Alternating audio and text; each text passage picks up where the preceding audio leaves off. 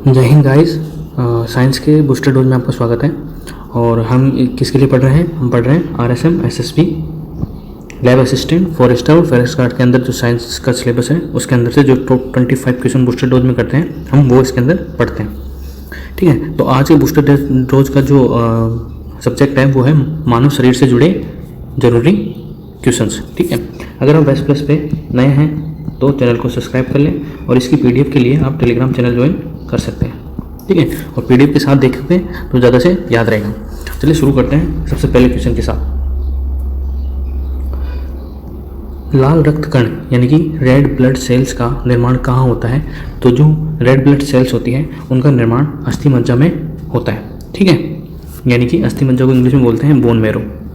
क्या बोलते हैं? Bone marrow.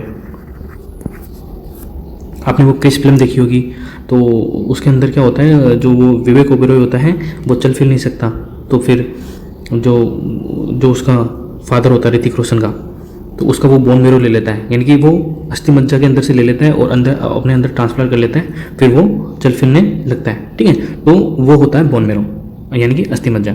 तो रेड ब्लड सेल्स का निर्माण भी अस्थि मज्जा में होता है।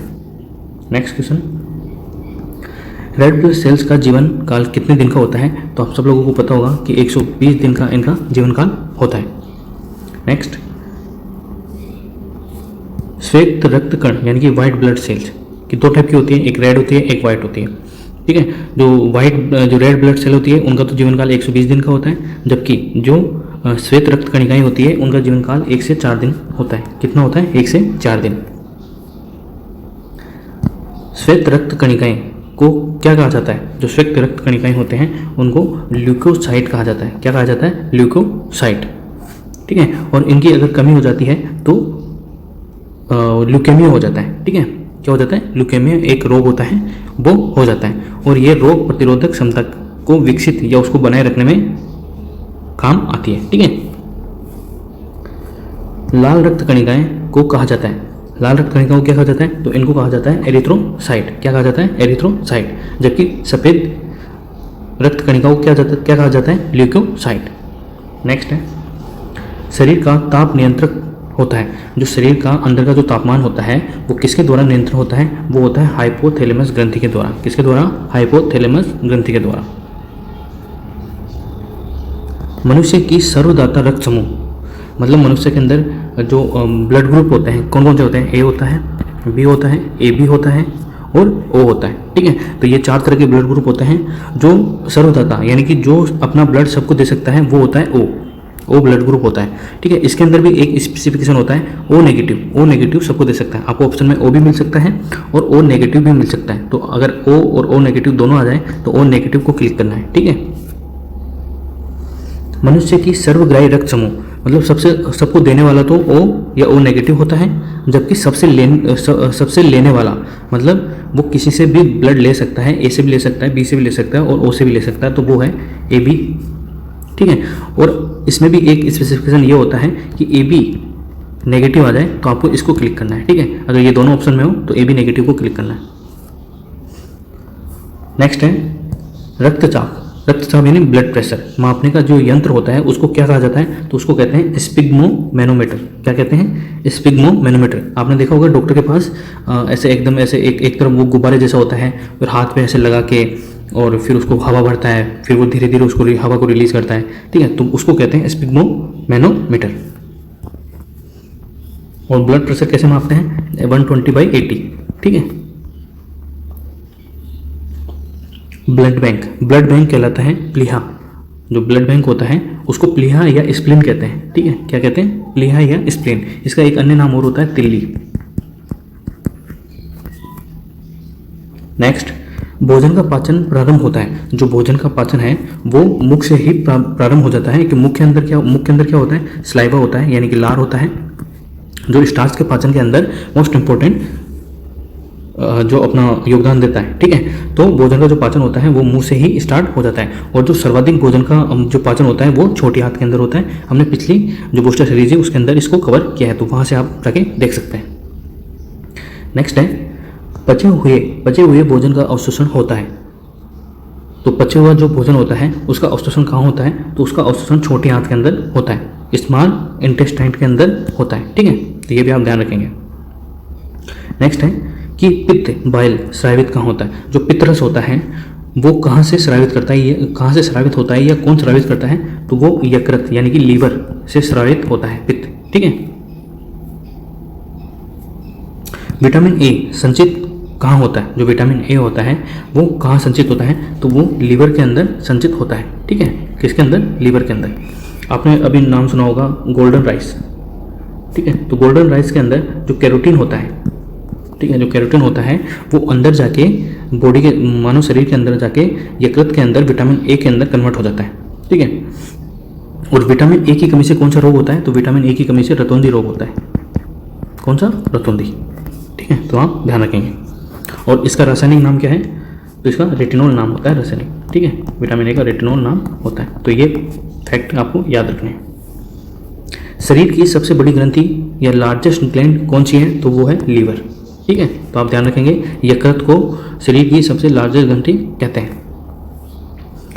और शरीर की सबसे छोटी ग्रंथि कौन सी होती है, जिसको मास्टर ग्रंथि भी बोलते हैं, तो वो होती है पिट्यूटरी ग्रंथि, ठीक है, जिसको पीयूष ग्रंथि भी बोलते हैं, ठीक है। कौन सी ग्रंथि, पीयूष ग्रंथि, जो गले के अंदर होती है।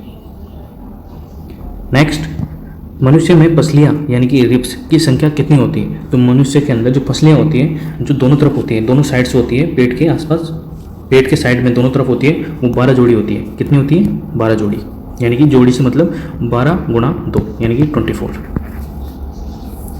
शरीर में हड्डियों की संख्या कितनी होती है, तो 206 होती है। ये तो अपन बचपन से पढ़ते आ रहे हैं कि शरीर में हड्डियों की संख्या 206 होती है। नेक्स्ट, शरीर में मांसपेशियों की कुल संख्या कितनी होती है, तो शरीर में जो मांसपेशी होती है, हड्डी बोन्स होती है, जो मांसपेशी होती है वो मसल्स होती है, जो मसल्स होती है वो सॉफ्ट होती है, हड्डी होती है जो हार्ड होती है, ठीक है। तो जो हड्डी है वो तो 206 है, और जो मांसपेशियों की जो कुल संख्या है वो है 639। कितनी, 639। लार यानी स्लाइवा में पाया जाने वाला एंजाइम कौन सा होता है, तो वो है टाइलिन, ठीक है।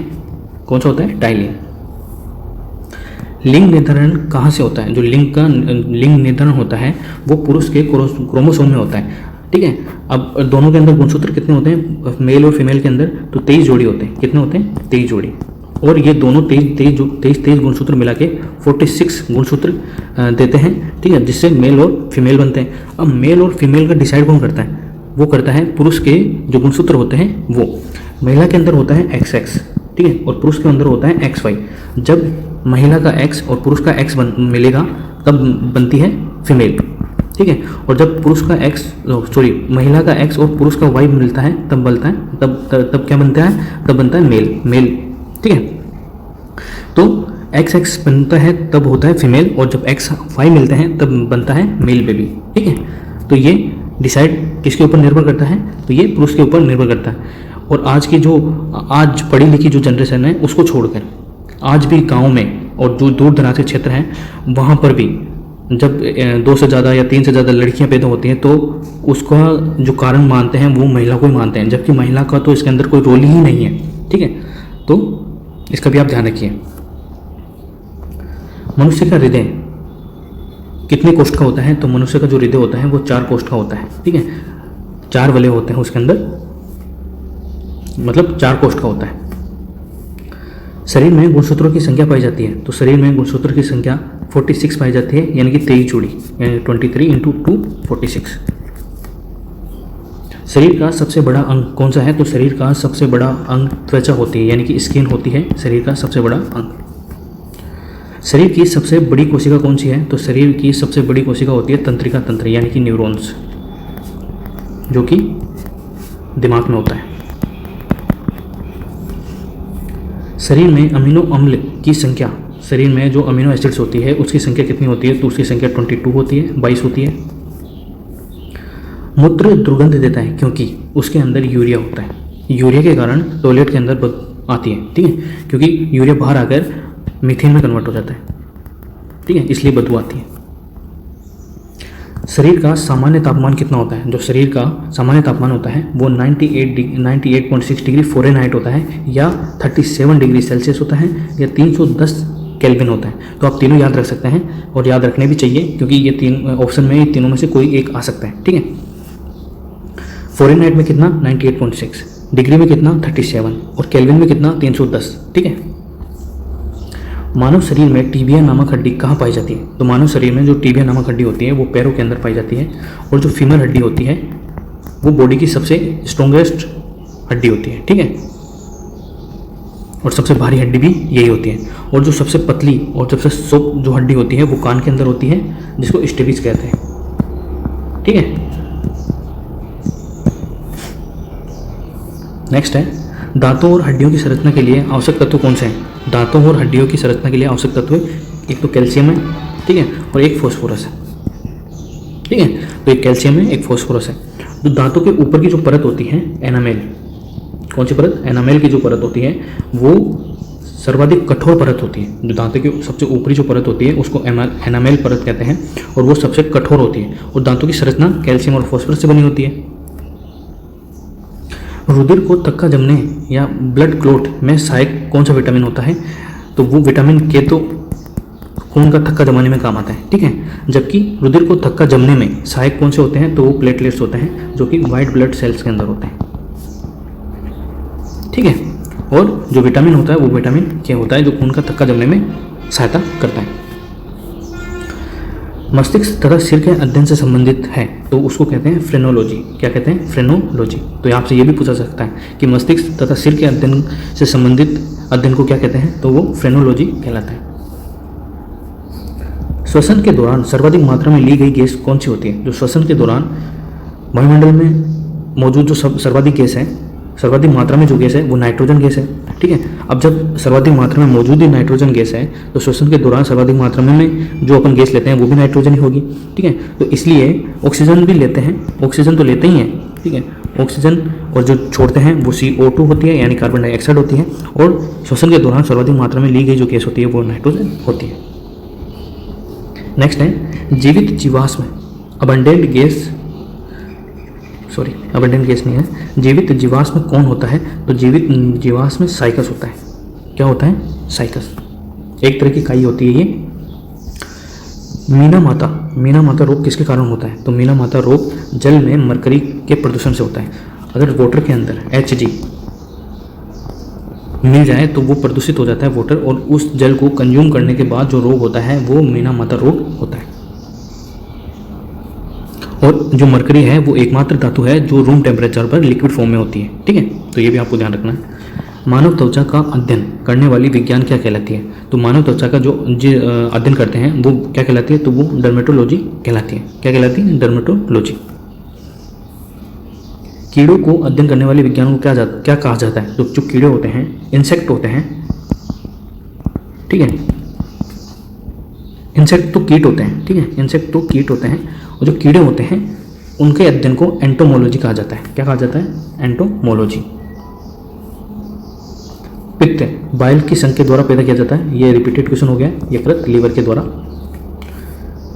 मानव शरीर में रुधिर बैंक का कार्य कौन करता है? तो मानव शरीर में रुधिर बैंक का कार्य प्लीहा स्प्लीन करता है। शरीर में हीमोग्लोबिन का कार्य होता है। जो शरीर में हीमोग्लोबिन होता है ये ब्लड के अंदर होता है, हीमोग्लोबिन। ठीक है।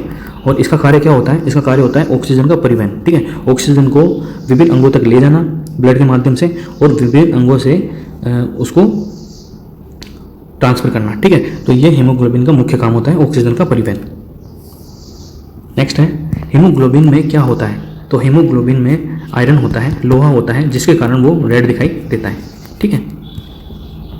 आयरन होता है जिसके कारण वो रेड दिखाई देता है। मानव शरीर में खून किसकी उपस्थिति के कारण नहीं जमता? तो मानव शरीर में खून जो ब्लड होता है वो जमता क्यों नहीं है? वो हिपेरिन के कारण नहीं जमता। किसके कारण? हिपेरिन के कारण। रुधिर के प्लाज्मा में किसके द्वारा एंटीबॉडी निर्मित होती है? जो रुधिर के अंदर जो प्लाज्मा होता है, ठीक है, वो किसके द्वारा एंटीबॉडी, उसमें किसके द्वारा एंटीबॉडी निर्मित होती है? तो लिम्फोसाइट के द्वारा एंटीबॉडी निर्मित होती है। लाल रक्त कणिकाओं का शमशान घाट किसे कहा जाता है? तो लाल रक्त कणिकाओं यानी कि रेड ब्लड सेल्स का जो शमशान घाट है वो प्लीहा को कहा जाता है। ठीक है, यानी कि स्प्लीन को। क्रेब्स चक्र में किसका संश्लेषण होता है? जो क्रेब्स चक्र होता है उसके अंदर पाइरुविक अम्ल का संश्लेषण होता है। मानव शरीर में यूरिया का निर्माण कहाँ होता है? तो मानव शरीर में यूरिया का निर्माण यकृत यानी कि लीवर में होता है। कहाँ होता है? लीवर में। रक्त की अशुद्धियाँ किस अंग में जाकर छनती हैं? जो रक्त की अशुद्धियाँ होती हैं वो किस अंग में जाकर छनती हैं? तो वो वृक्क यानी कि किडनी में जाकर छनती है। और किडनी जब खराब हो जाती है तब रक्त की अशुद्धियाँ कृत्रिम तरीके से डायलिसिस एक प्रोसेस होता है उसके द्वारा दूर की जाती है। ठीक है, तो ये भी आपको ध्यान रखना होगा कि डायलिसिस किससे संबंधित है? तो ये खून से अशुद्धियाँ निकालने से संबंधित है। ठीक है, आर्टिफिशियल किडनी का काम करती है। और आज का अंतिम क्वेश्चन है कि श्वसन की क्रिया कहाँ संपन्न होती है? जो श्वसन की क्रिया है वो माइटोकॉन्ड्रिया के अंदर संपन्न होती है। किसके अंदर? माइटोकॉन्ड्रिया के अंदर, जिसको कोशिका का पावर हाउस भी कहा जाता है। माइटोकॉन्ड्रिया को power plant of cell, power plant of cell. ठीक है, तो ये थे टॉप साइंस के क्वेश्चन। ठीक है, अगर आपको वीडियो पसंद आया है तो लाइक कीजिए, शेयर कीजिए और अपने दोस्तों के साथ इस चैनल को शेयर करके उनसे सब्सक्राइब भी करवाएं। ठीक है, वीडियो पूरा देखने के लिए धन्यवाद।